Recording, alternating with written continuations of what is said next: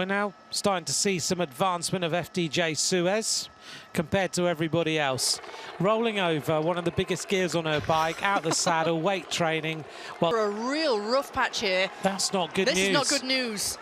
In front of her, Elise Shabby. To her right-hand side, Pauline Ferrand-Prévot. Kasia Niwiadoma. Also up towards the front is Yara Castelline.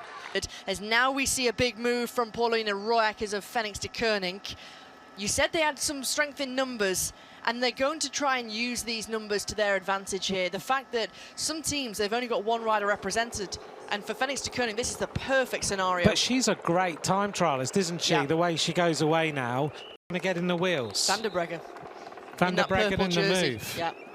Along with Cedrine Kerbal, Elise Chabet has got herself in the move.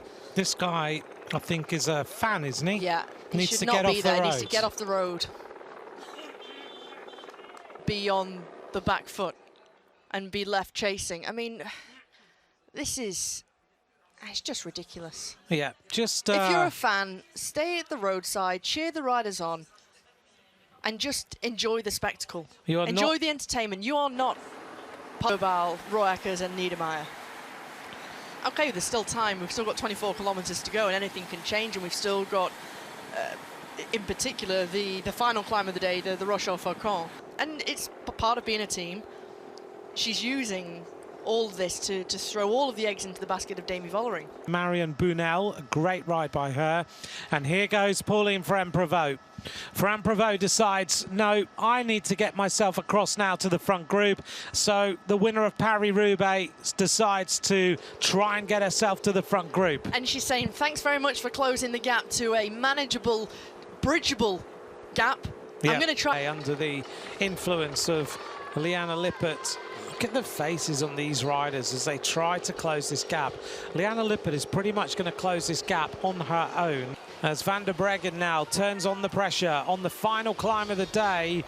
The former double winner of this race, Van der Breggen, comes flying around that turn and puts it on the hurt now to see if she can get rid of some riders, and Royackers suffers. Is she just trying to give things a little bit of a nudge here?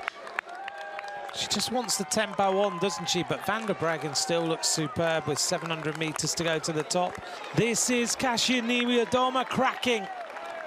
This is a huge surprise to see Niwiadoma. Royackers is the rider now turning the pressure on. Vollering is gritting her teeth, trying to stay there. Puck Pizza, Cedrine Kerbal, as Vollering now starts to turn the pressure on, and she really is hurting the world champion, Lotte Kopecky.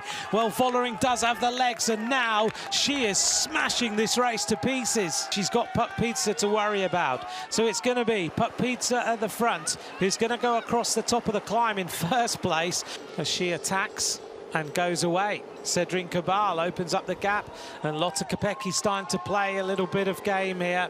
She wants to see what Vollering will do about this rider. From the chasing group of 4, I would say they would commit themselves. They have to. Big attack. It's still not all back together. Big attack. Puck Pizza, Demi Vollering, and Lotte Kopecky. Pizza's decided, I cannot let this come back together. Chasing now, Cedrine Kerbal with all the ones, 11.1 kilometers to go.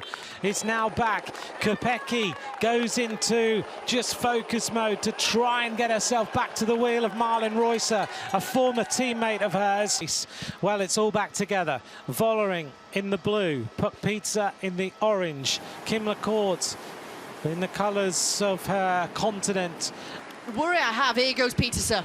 Big acceleration. Is Puck Pizza worried about these other riders, or maybe she doesn't really know them too well? Winding things up, just getting herself set on the drops already, just making sure she's in the perfect gear.